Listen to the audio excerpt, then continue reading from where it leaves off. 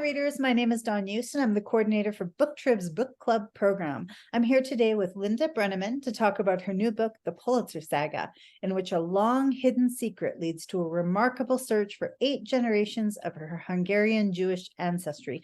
That is a lot of generations of history. I'm excited. The Pulitzer Saga is one of the books taking part in Booktrib's book club program for September. Thank you very much. Welcome, and thank you for taking time to talk to us today. Thank you, Dawn, for having me. I appreciate it. Definitely our pleasure. We only have 5 minutes, so I'm going to dive right in. Great. Our readers can check on the website for more information about you and your book, but no spoilers. And I know that's going to be a hard one because you did so much research for this book, but what can you share about the book that we wouldn't find on the jacket cover? Well, it's interesting because my Catholic mother also had secrets. Oh. Yes, she humbly told me at one point that she had hidden a few people, but I never knew the extent of what she really did. And in 2006, Yad Vashem honored my mother as righteous among the nations, recognizing non-Jews who, I want to quote what they say, who recognize non-Jews who acted according to the noblest principles of humanity by risking their lives to save Jews during the Holocaust. Her name is actually inscribed on the wall at Yad Vashem in Israel, along with such names as Oskar Schindler and Raoul Wallenberg. And I think what's most fascinating for me is that at that ceremony, I had not yet learned that among those she saved were my father and my grandmother. Wow. So the secrets she kept hidden were really to protect my father. That's incredible. What an act of love. Yes, yes. No She wonder was an incredible human being. Absolutely. Absolutely. Yes.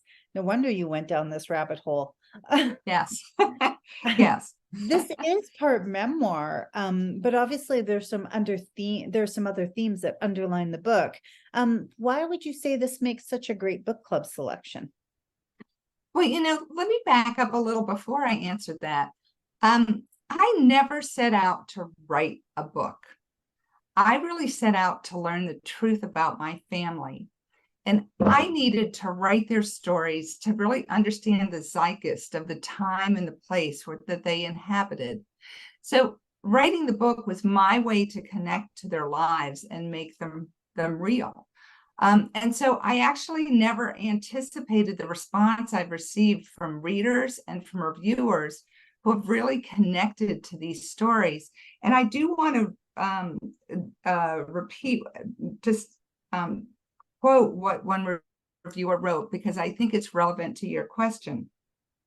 They said, through skillful storytelling, readers are immersed in the tapestry of the Pulitzer family's journey, prompting introspection and a deeper appreciation for the interconnectedness of our lives with the past. And so part of it is, I really hope that this book can be an inspiration for those who want to find their own ancestry and can really prompt a whole discussion about why it's important to learn about their personal history and why and how learning our truth can really change you. So I thought that would be a great discussion for a book club. Absolutely.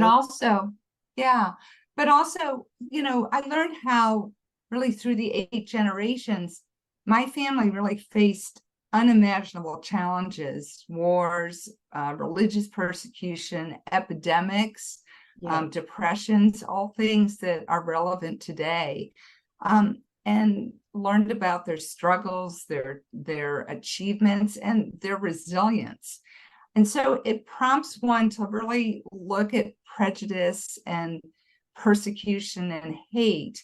And for me, it really heightened the awareness of the present, a world which, quite frankly, feels frighteningly possible for history to repeat itself. Indeed. And so, to me, another, engaging topic for discussion for a book club.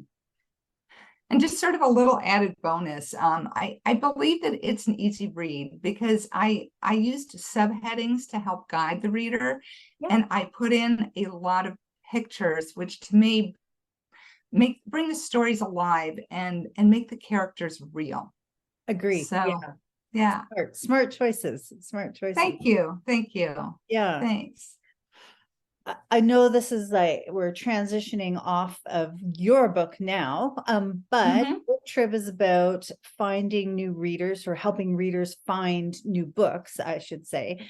And so we're curious to know what, after we finish reading your book, what the best book you read in the last year is, fiction or nonfiction? That's a really tough question. I have to tell you, I'm a voracious reader, and I like at least most genres. So I've been reading a lot of history and a lot of historical biographies and memoirs to learn about the times and how other people approached it. Yeah. But I want to I'll talk about 3 books, actually, if you don't mind. Of course. One was Fanny von Arnstein, and it's titled Fanny von Arnstein, Daughter of the Enlightenment, and it's written by Hilda Spiel. And Fanny was a Jewish woman, powerful, influential, highly educated, cultivated, who lived in the 1700s. Wow. And among those she sponsored was Mozart and many luminaries of the day, and my great-great-great-great-grandfather, Abraham Pulitzer. Wow. Yeah. So that was one that I loved. Yeah. Another book that's is very different. It's just fun and entertaining. But it's a book called It's All Relative by A.J. Jacobs. And he describes how he delved into his ancestry and sought to build a world family tree, really realizing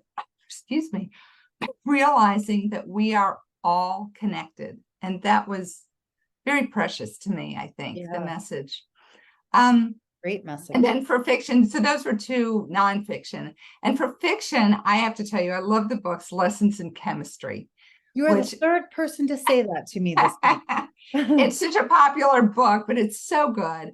And I have to tell you, the heroine really reminds me of my mother, who was a pioneering scientist and really who had to prove herself in a male-dominated world. So, yeah. Your mother sounds incredible. Like, she sounded like she was an incredible woman. That's so great. I'm so glad that you got to go on this research journey and learn so much more about her. So yes, it was an amazing journey. Yeah. For both sides. Yeah. Well, you've certainly added another tick in the checkbox for me to read Lessons in Chemistry. But first, I'm going to read your book, which I'm very excited about. Thank you. And so we do have to wrap this up, but thank you so much for your time. This was such a great conversation, and you made me think a lot, actually. But thank you so much. I really enjoyed it, and it was really nice to meet you. Excellent. Thanks. For more information about Linda's book, please check out the book club page on the booktrib.com website.